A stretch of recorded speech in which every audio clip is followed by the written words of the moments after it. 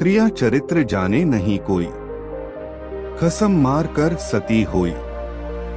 यह कहावत कोई ऐसे ही नहीं बनी है, इसके पीछे एक लंबी कहानी है। इस कहावत का अर्थ है कि स्त्री का चरित्र एक अबूझ पहेली है, उसे कोई नहीं जान सकता है। वह जलेबी की तरह जटिल व्यक्तित्व की स्वामिनी है, जो उल्टा होते हुए भी सती सावित्री दिखने का प्रयास करती है। वह अपने पति को मारकर सती होने का स्वांग रच लेती है। पर ऐसा चरित्र समस्त स्त्रियों का हो, यह जरूरी नहीं है। कुछ स्त्रियां ही ऐसे चरित्र की मालकिन होती हैं, सारी नहीं। आओ आज एक कहानी सुनते हैं कि यह कहावत कैसे बनी। पंपापुर नामक एक राज्य था, जहां पर विलासराय नामक राजा राज्य करता था। राजा का जैसा नाम वैसे ही उसके गुण थे, अर्थात वह एक विलासी राजा था। पूरे राज्य में स्वच्छंदता का बोलबाला था। न केवल पुरुषों अपितु स्त्रियों का भी हद दर्जे तक चारित्रिक पतन हो गया था। विवाहेतर संबंध कायम करना एक आम बात थी उस राज्य में। उस राज्य में सुधर्मा नामक एक लकड़हारा रहता था। उसकी पत्नी का नाम सुलक्षणा था। सुधर्मा सुबह सुबह लकड़ी काटने वन में चला जाया करता था और देर शाम तक वापस लौटता था। दिन भर घर में सुलक्षणा अकेली रहती थी और बोर होती थी।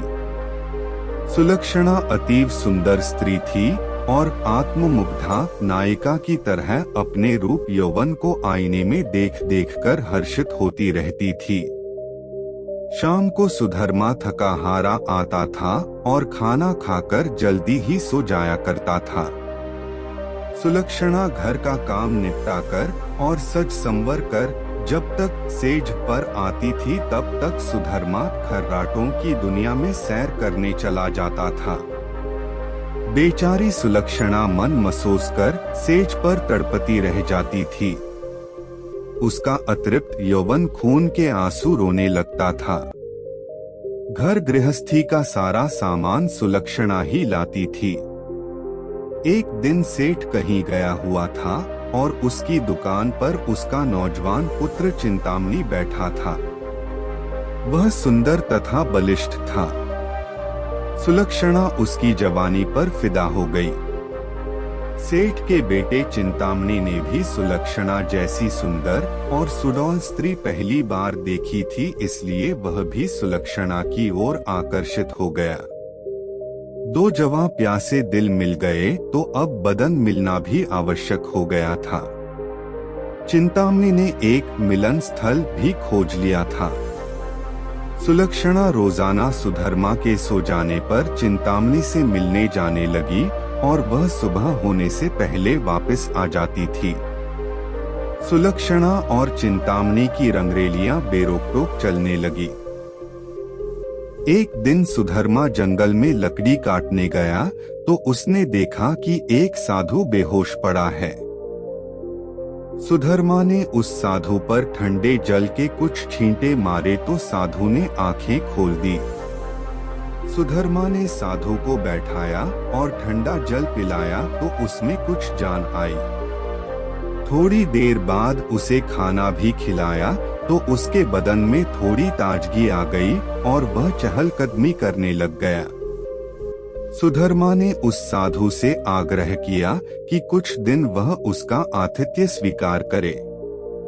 सुधर्मा के आग्रह को साधु महाराज टाल नहीं सके और शाम को वे साधु महाराज सुधर्मा के साथ उसके घर आ गए। साधु को देखकर सुलक्षणा के तन बदन में आग लग गई। उसे लगा कि अब उसकी चोरी पकड़ी जा सकती है, इसलिए वह साधु को घर में नहीं रखने की जिद पर अड़ गई। सुधर्मा ने उसके सामने समर्पण करते हुए कह दिया कि साधु महाराज बस 1-2 दिन ही रहेंगे। इस पर सुलक्षणा राजी हो गई। रात में सबने खाना खाया और साधु के लिए आंगन में चारपाई बिछा दी। सुधर्मा खाना खाने के तुरंत बाद ही सो गया था, लेकिन सुलक्षणा की आंखों में नींद कहाँ थी, वहाँ तो चिंतामणि की सूरत बसी हुई थी। उसका मन उड़कर चिंतामणि के पास चला गया था, मगर बदन तो सुधर्मा के घर में ही पड़ा था। यौवन को मन से ज्यादा तन की जरूरत होती है। सुलक्षणा को अपना बदन जलता हुआ महसूस होने लगा। उस आग बुझाने के लिए उसे चिंतामणि के सागर की आवश्यकता थी। सुलक्षणा उठी और उसने देखा कि सुधर्मा खर्राटे ले रहा है। तब वह साधु के पास गई। साधु भी चुपचाप लेटा था। सुलक्षणा ने उसे सोता हुआ जाना और फिर वह बन संवर कर चिंतामणि से मिलने के लिए चल दी। साधु एक अनजान व्यक्ति के घर में ठहरा था और सुलक्षणा ने उसे बड़ी मुश्किल से घर में रहने दिया था, जबकि उसने यहाँ रहने के लिए कहा ही नहीं था। सुलक्षणा के व्यवहार को देखकर दाल में जरूर कुछ काला है, साधु महाराज के मन ने कहा और वह सोचता ही रहा। इसलिए उसे नींद नहीं आई और उन दोनों के क्रियाकलाप देखता रहा। जब सुलक्षणा उसके पास आई तब वह दम साध कर चुपचाप लेटा रहा। उसने सुलक्षणा को बन संवर कर कहीं पर जाते हुए देख लिया था, मगर वह चुपचाप पड़ा रहा।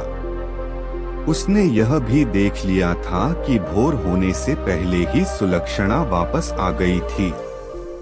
उसे अब सारा माजरा समझ में आ गया था। दूसरे दिन सुधर्मा जब जंगल से लौटा तो साधु ने उसे अपनी पत्नी से सावधान रहने को कहा और यह भी कहा कि उसकी पत्नी किसी से मिलने रात को कहीं जाती है। इस पर सुधर्मा को सुलक्षणा पर बहुत गुस्सा आया और उसने सुलक्षणा को मारा पीटा भी बहुत। उसने सुलक्षणा को एक खंभे से बांध दिया और सो गया। सुधर्मा के मकान के पड़ोस में हरिराम नाई रहता था, जिसकी पत्नी का नाम सुशीला था।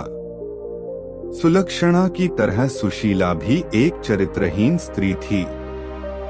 उसका भी एक यार था। चूंकि दोनों एक ही नाव पर सवार थीं, इसलिए दोनों घनिष्ठ सहेली बन गई थीं। दोनों सहेलियां एक दूसरे के संदेश लाने ले जाने का काम भी करती थीं, इसलिए दोनों स्त्रियां एक दूसरे के प्रेमियों से भली भांति परिचित थीं। उस रात जब काफी देर तक सुलक्षणा नहीं आई तो चिंतामणि को चिंता होने लगी।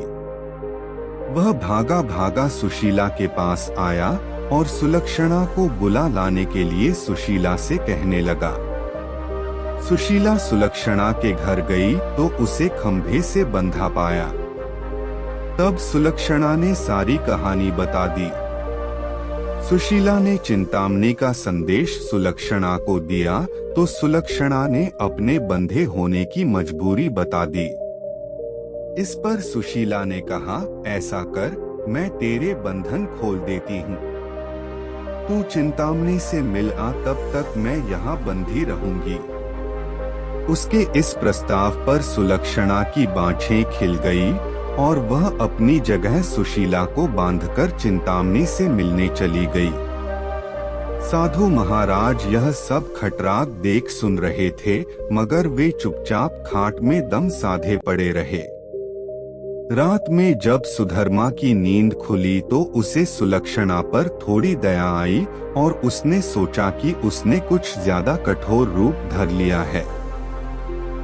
अब सुलक्षणा को खोल देना चाहिए। लेकिन मन ने कहा, अगर वह फिर से अपने प्रेमी से मिलने चली गई तो? अब इस सवाल का कोई जवाब नहीं था उसके पास। उसने सोचा कि इस बार यदि सुलक्षणा वचन दे दे कि वह अपने प्रेमी से मिलने नहीं जाएगी, तब वह उसे खोल सकता है। सुधर्मा ने जोर से आवाज लगाई, कलंकिनी, अगर मुझे तू यह आश्वासन दे दे कि तू उससे मिलने नहीं जाएगी तो मैं तेरे बंधन खोल दूंगा। लेकिन वहां पर तो सुलक्षणा नहीं अपितु सुशीला बंधी हुई थी। सुशीला ने सोचा कि यदि वह कुछ भी बोलेगी तो उसकी आवाज से सुधर्मा को पता चल जाएगा कि वह सुलक्षणा नहीं कोई और है, तो फिर सारा भांडा ही फूट जाएगा। इसलिए वह कुछ नहीं बोली और चुप रही।